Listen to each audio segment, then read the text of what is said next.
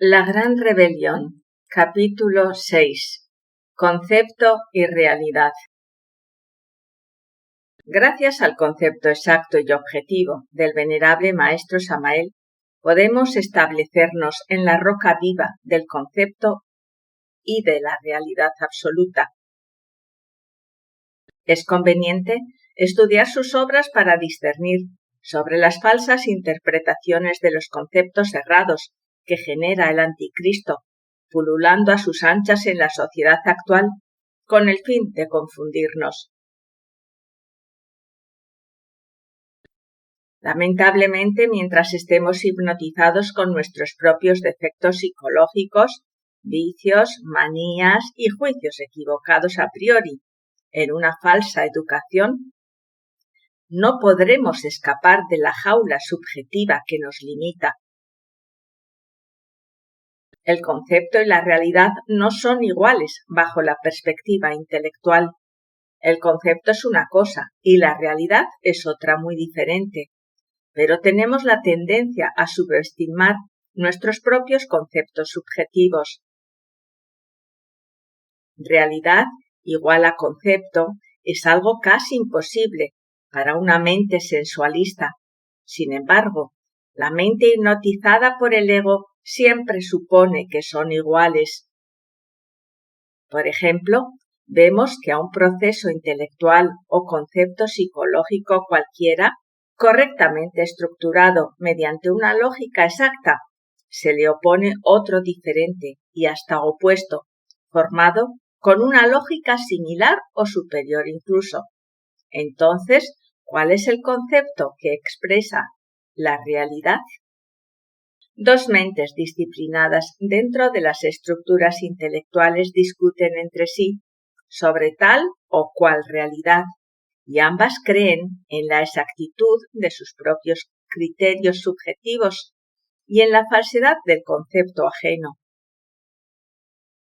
Pues cada cabeza es un mundo, y en todos nosotros existe una especie de dogmatismo dictatorial que desea siempre imponer su propia idea. Pero por muy fuertes que sean las estructuras del razonamiento, nada puede garantizar la igualdad absoluta entre el concepto y la realidad.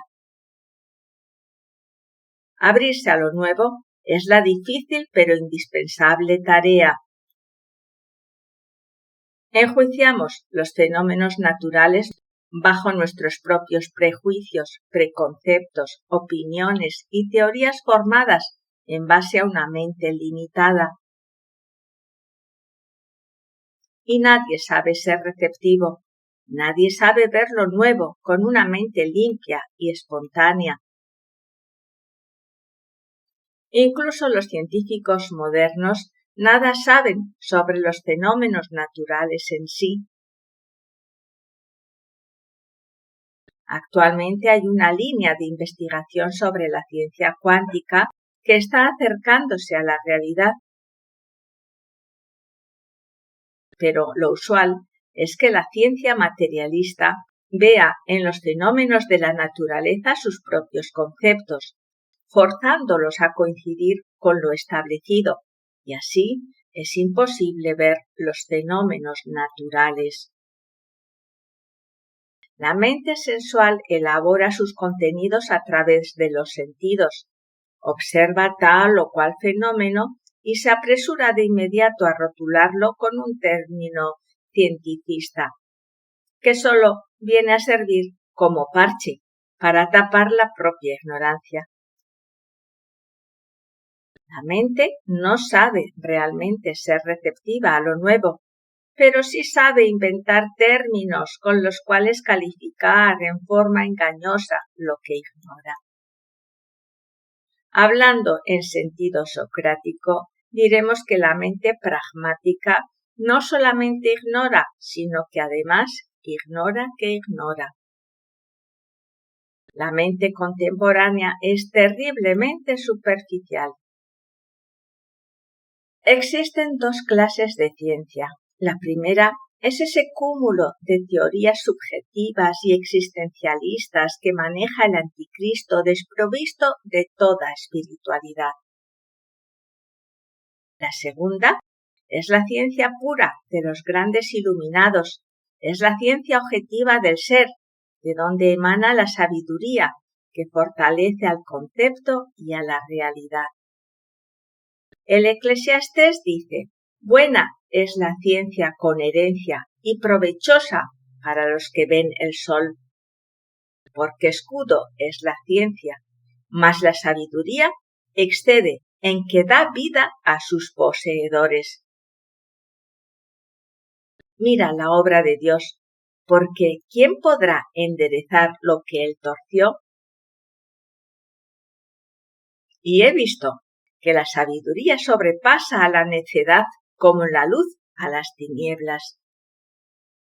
No sería posible penetrar en el anfiteatro de la ciencia cósmica si antes no hemos muerto a sí mismos.